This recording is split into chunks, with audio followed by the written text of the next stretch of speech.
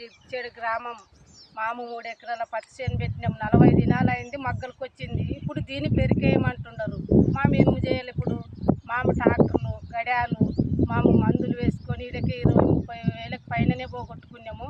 మాకు న్యాయం జరగాలంటే ఎవడు పట్టించుకున్నాడు? అనగానే జరిపోయి ఏడ కూర్చున్నాడు, ఏడలేదు. మా ఫోన్ చేస్తే ఫోన్ ఎత్తలేడు. ఇంకా కలెక్టర్లో పోతే కలెక్టర్ పోయినాడు, ఏడ పోయినాడు. మాకు న్యాయం జరిగితేనే, మాకేమైనా పంట నష్టం వేస్తేనే ఊకుంటాము. లేదంటే ఇంకా మేము హైకోర్టుకు పోతుండము.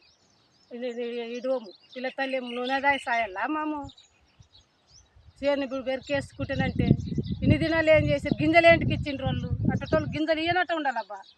గింజలు ఇచ్చి కాసి అన్ని చేసి పెట్టారని ఇచ్చిన వాళ్ళు వాళ్ళు వాడెట్లా ఆఫీసర్ ఎట్లా ఒక ఈడు మేనేజర్ ఎట్లా ఇది వాళ్ళు వాడు ఈడు కలిసి నాటకం చేస్తారా మా మీద, రైతుల మీద? బతకాలన్నారా లేదా అన్నారా?